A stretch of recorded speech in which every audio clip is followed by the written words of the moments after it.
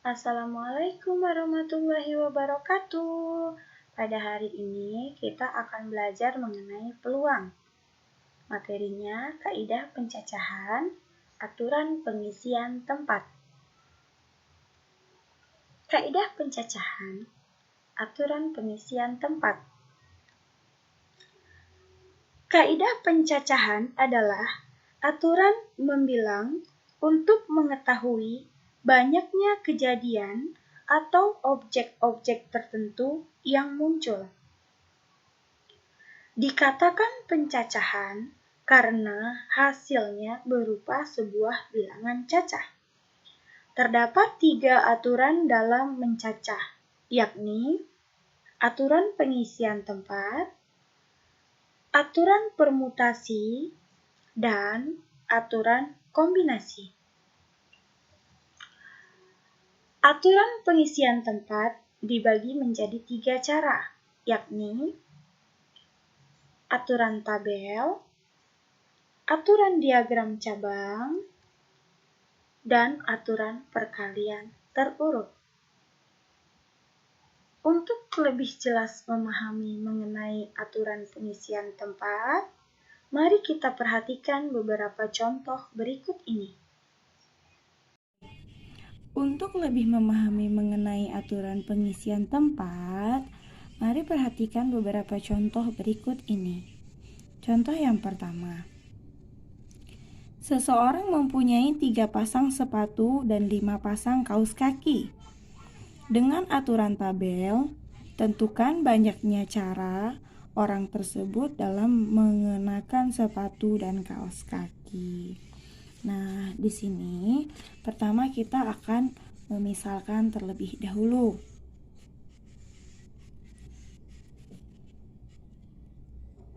Misal, sepatu kita misalkan dengan S. Kemudian kaos kaki kita misalkan dengan K. Nah, kemudian sepatunya ada 3 pasang. Maka S ini kita akan buat menjadi S1, S2, dan S3. Kemudian 5 pasang kaos kaki. Ya, 5 pasang kaos kaki. Berarti K-nya kita buat menjadi K1, K2, K3, K4, dan K5. Nah, begitu.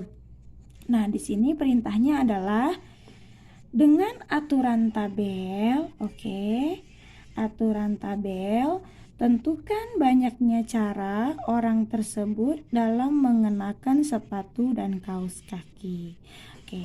Sekarang kita buat tabelnya, sepatu dan kaos kaki.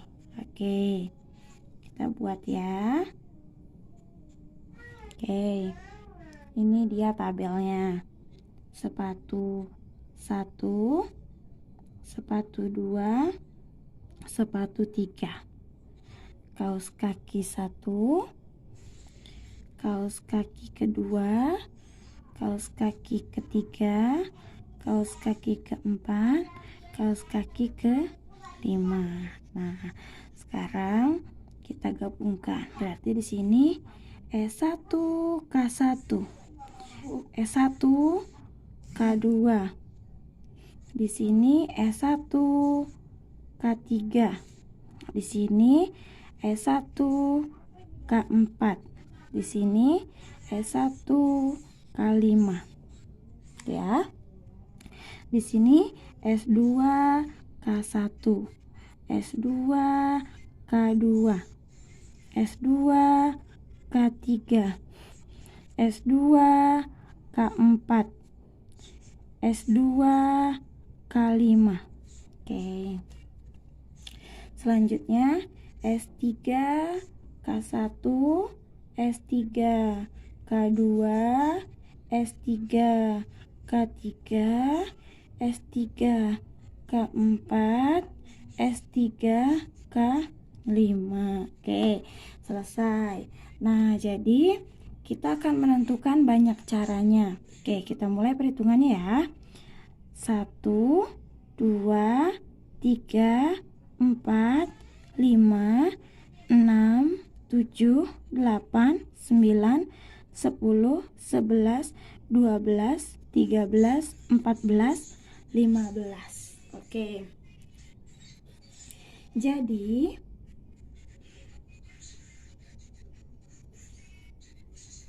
banyak cara menggunakan sepatu dan kaus kaki adalah 15 cara. Selesai. Contoh kedua.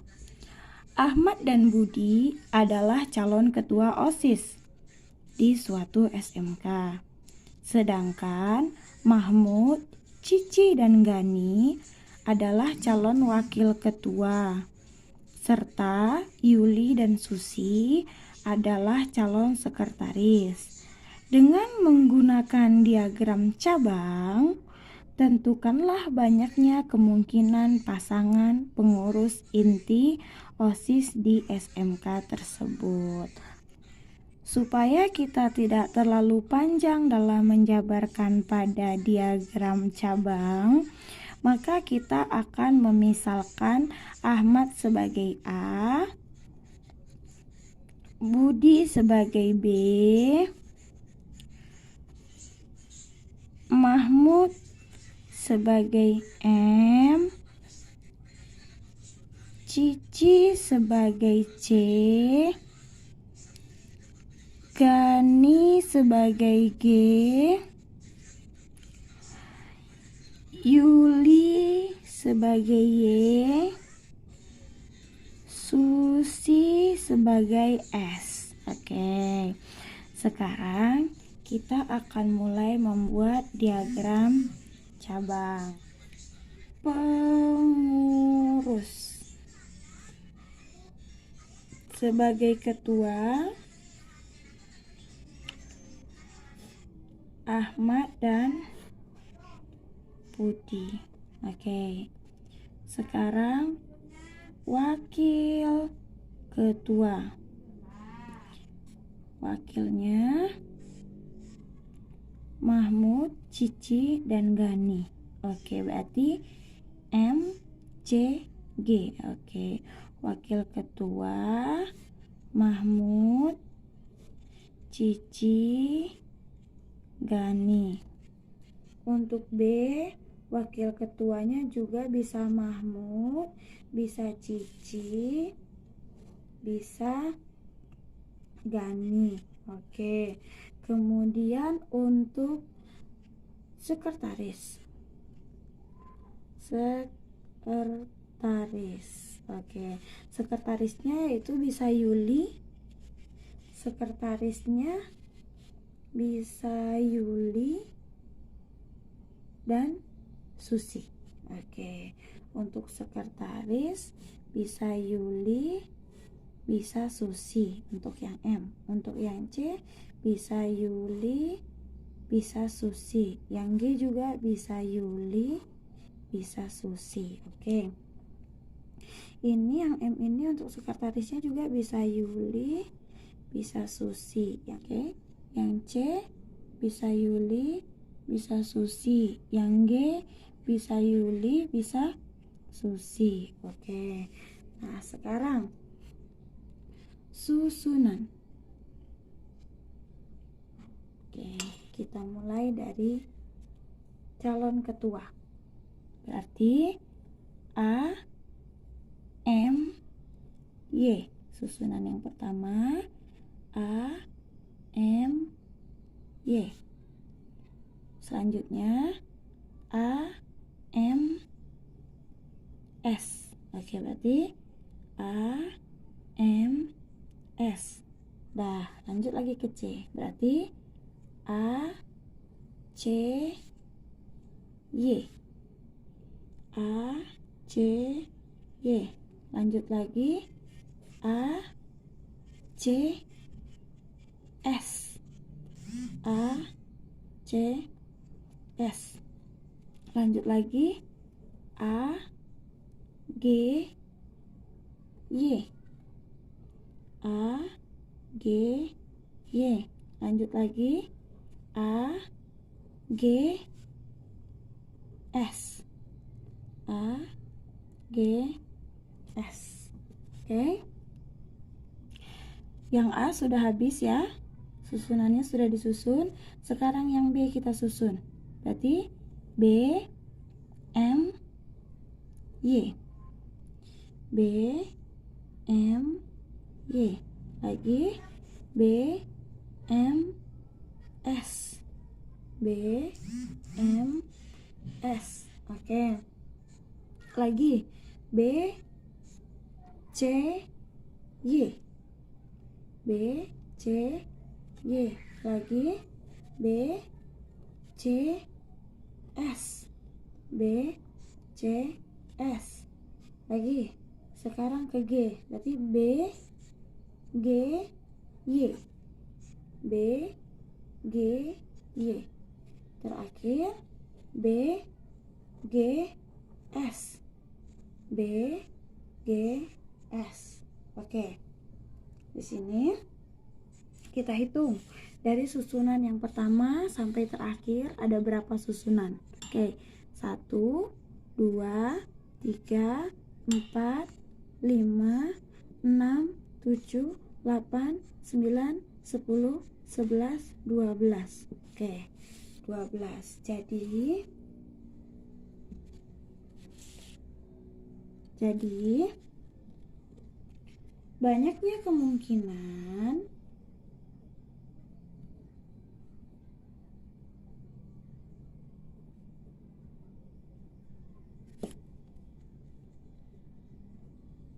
pengurus inti ada 12 macam susunan. Nah, ini dia jawabannya. Contoh ketiga.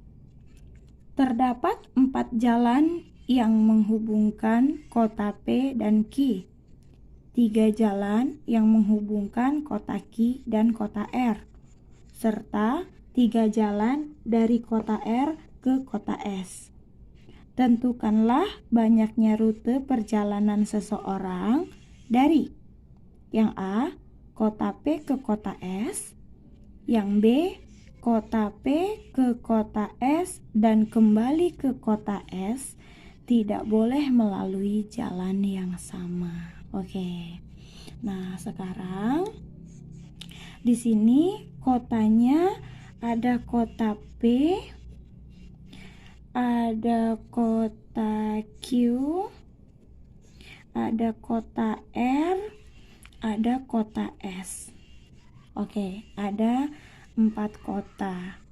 Nah, kita lihat di soal.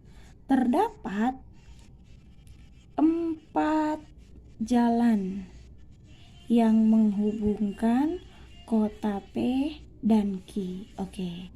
Nah, sekarang dari P ke Q katanya ada 4 jalan. Nah, sekarang kita buat garis seakan-akan ini adalah jalan. 1, 2, 3, 4. Oke. Ini kita buat jalan ke-1, jalan kedua, jalan ketiga, jalan keempat. Dari kota P ke kota Q. 3 jalan yang menghubungkan kota Q dan kota R. Oke, dari kota Q ke kota R ada 3 jalan. Kita buat lagi garis seakan-akan ini adalah jalan. Oke, ini jalan pertama, jalan kedua, jalan 3. Nah, selanjutnya 3 jalan dari kota R ke kota S. Oke, dari kota R ke kota S ada 3 jalan. 1, 2, 3.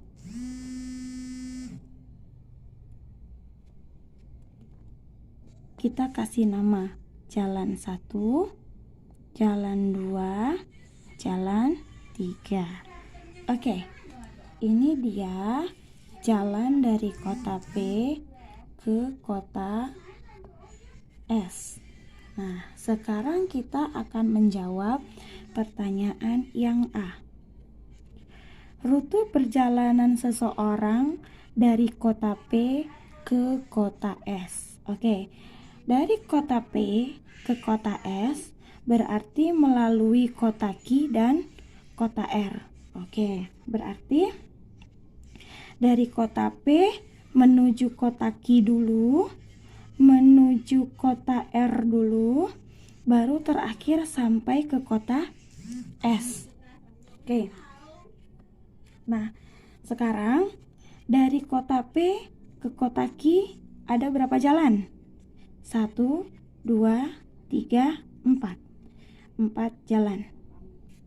Dari kota Q ke kota R. Oke, Q ke R ada berapa jalan? 1, 2, 3 ya. 3.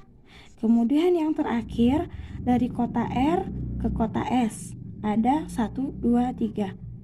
3 jalan.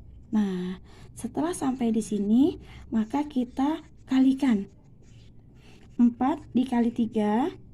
Oke, kalikan 4 kali 3. Oke, 12. 12 dikali 3 lagi adalah 36. Jadi 36 rute perjalanan. Oke, itu untuk yang A. Kemudian yang B. Oke, sedikit perbaikan ya. Pertanyaan yang B. Rute perjalanan seseorang dari kota P ke kota S dan kembali ke kota R tidak boleh melalui jalan yang sama. Oke. Dari kota P ke kota S berarti dari kota P harus ke kota Q dulu, harus ke kota R dulu, kemudian sampai ke S. Oke, sampai ke S balik lagi ke kota R, gitu ya. Nah, sekarang syaratnya adalah tidak boleh lewat jalan yang sama. Oke, tidak boleh lewat jalan yang sama ya. Berarti kita mulai dari kota P ke kota Q. Ada 4 jalan. Kota Q ke kota R ada 3 jalan. Kota R ke kota S ada 3 jalan. Nah, sekarang dari kota S akan kembali lagi ke kota R. Syaratnya tidak boleh lewat jalan yang sama. Nah, misalkan saja tadi dari kota R ke kota S kita lewat jalan yang pertama. Berarti jalan yang pertama tidak boleh dilewatin lagi. Sisanya ada berapa jalan lagi? Yaitu 1, 2. Ada 2 jalan lagi dari kota S menuju ke kota R. Nah, sampai di sini kita kalikan. 4 kalikan 3, 12. 12 kalikan 3, 36. 36 dikalikan 2 adalah 72 rute perjalanan. Nah, itu dia. Terima kasih. Selamat belajar. Sampai jumpa di pembelajaran selanjutnya. Assalamualaikum warahmatullahi wabarakatuh.